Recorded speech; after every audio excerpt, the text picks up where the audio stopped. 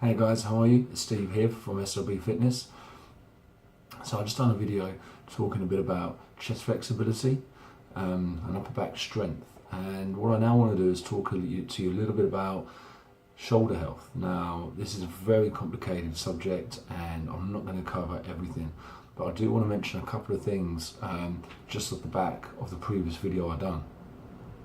Now, I was talking about having a tight chest, the muscles becoming tight, the shoulders coming closer together. Now, there's a technical name for this, and that is it's kyphosis, and or upper cross syndrome.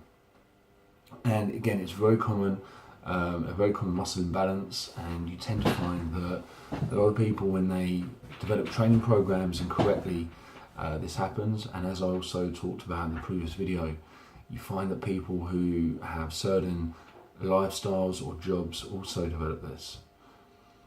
But when it comes to a training point of view, if you do have a tight chest and your shoulders are pulled further forward, you're going to put a lot of pressure onto your shoulders. You're going to also massively overload your rotator cuffs. And when you are doing certain pressing exercises, such as the bench press, you're also probably going to find it very hard to stabilize your shoulder blades in the correct way. You're going to probably find it very hard to get your shoulder blades down your back. And again, you're going to potentially put a lot of pressure onto the shoulder joint.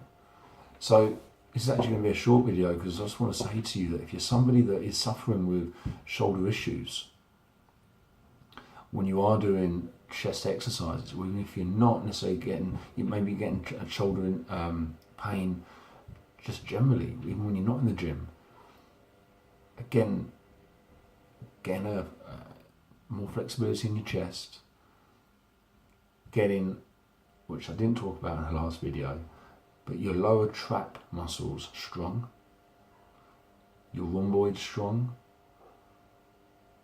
and just generally everything in your upper back stronger.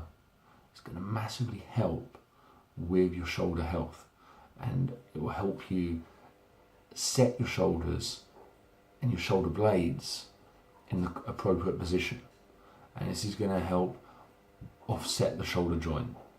There's a lot of other things to think about, but this is just one thing you can be doing. So again, if you're looking at your training program over the week and you're finding that you've got a lot of exercises where you're pressing in front of you, even pressing above your head or doing incline presses, you need to at least match that with opposing movements. 2 exercises I recommend everyone does for shoulder health, as well as having a carryover to a stronger deadlift, is a pendlay row. If you don't want to do a pendlay row, and there's plenty of videos out there on pendlay rows, you can find upper back pulling machines where effectively you're pulling in the same plane of movement, keeping the elbow up like so, not allowing the elbow to drop down and loading your lats up more, keeping the elbow up high and getting the upper back working. If you do a pendlay row correctly, you're still going to stimulate those muscles, but the technique's a lot harder. But again, look at your program.